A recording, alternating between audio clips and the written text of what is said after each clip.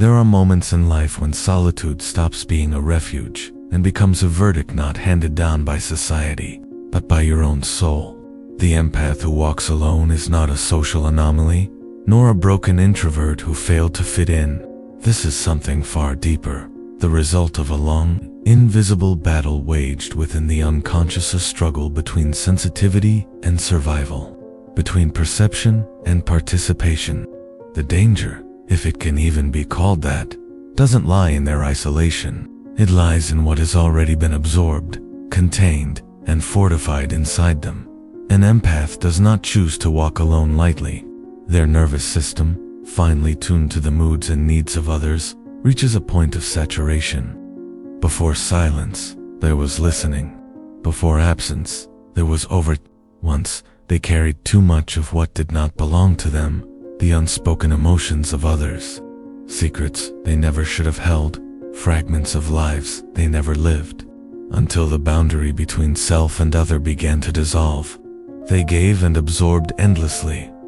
Throughout life, extreme sensitivity is often misunderstood. It is exploited, dismissed, or demanded without consent.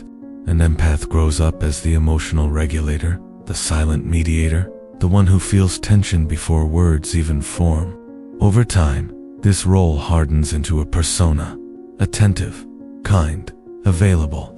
But beneath it, a shadow grows not of malice, but exhaustion, resentment, and a deep hunger for autonomy.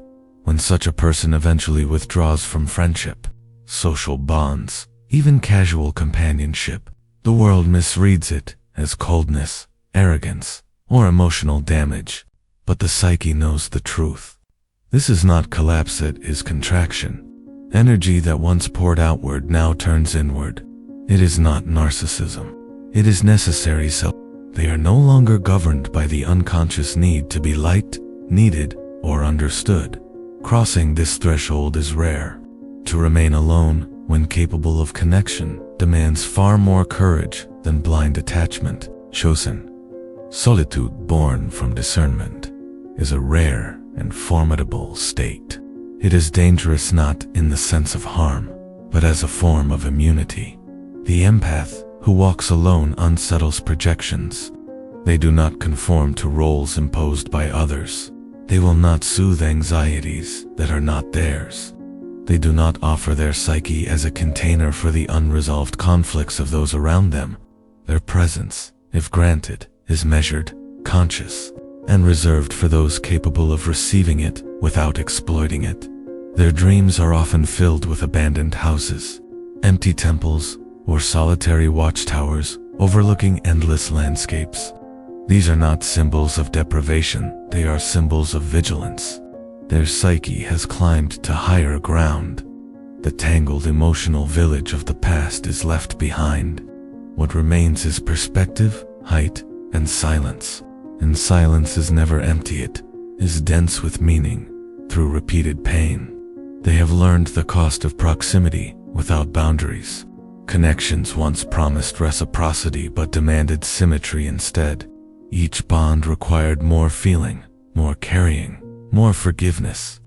Their psyche recorded a pattern. Connection equals depletion. Eventually, the unconscious intervenes, drawing them back, either abruptly or through a slow numbing of social desire. Society often misinterprets this withdrawal as bitterness or aloofness. In reality, it is someone who no longer bends to meet the expectations of others cannot be easily controlled. Someone who no longer needs emotional mirroring cannot be manipulated. The empath does not advertise their inner life, and that opacity unsettles those who depend on emotional access for their own stability. Archetypally, they resemble the hermit, the watcher, the one who has stepped away from the marketplace of souls.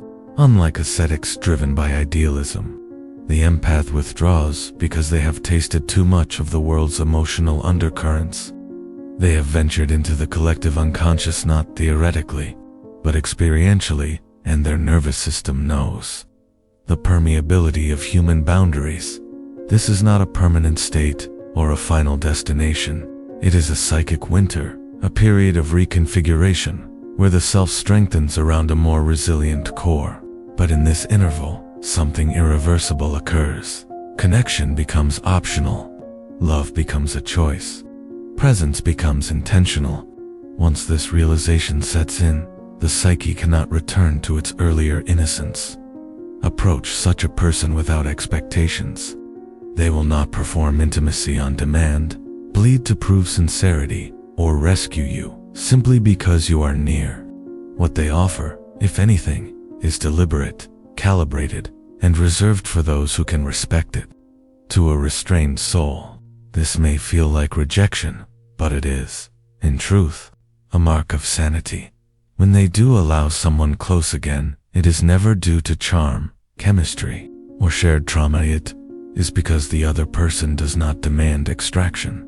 Presence must be quiet, non-intrusive, self-sufficient. Few can meet this standard. Few understand that absence is not emptiness. The empath's inner world is subtle, dense, and slow-moving, like deep water. Surface warmth may mislead, but beneath, pressure builds quietly. Old triggers fail. Praise and blame alike fall away. What remains is integration, the shadow acknowledged, projections withdrawn, persona loosened. What remains is a steady, powerful presence that requires no witnesses. Most people are unsettled not by their silence, but by the lack of need within it. We are used to negotiating connection through desire and lack. When we encounter someone whose inner life no longer revolves around being filled by others, the unconscious reacts with suspicion. Something essential to the social economy has been withdrawn. Friendship rarely unites fully integrated selves. It often stabilizes unresolved complexes, attention exchanged for validation, loyalty for emotional regulation. Empaths, hypersensitive by nature, are entangled in this pattern before they can even name it. Over time, it exhausts them not physically, but spiritually. Eventually, the unconscious closes the doors. This is often mistaken for bitterness or cynicism, but it is a developmental necessity. True individuation cannot occur while scattered among others. Individuation is not isolation. It is differentiation. The empath has crossed a critical threshold. Too much immersion prevents the emergence of a true inner center. Their solitude is not antisocial, it is Their dreams often feature thick walls, locked gates, or forests resistant to entry. These are not signs of fear. They signify a psyche protecting the conditions needed for transformation. Alchemy requires containment. Nothing essential can transmute in an open vessel. The empath has become such a vessel. Energy that once leaked outward is now contained. At first, it may feel strange, even frightening. Emotional numbness may follow, creating the illusion that feeling has vanished. But only reactivity has been lost, not depth. Do not mistake surface warmth for true presence. The empath's inner life is cool at the surface, dense below, moving like deep water, quietly exerting pressure. Those expecting instant emotional feedback often retreat, unsettled by the absence of familiar cues. This is where projection becomes active, and where the empath's rare strength lies.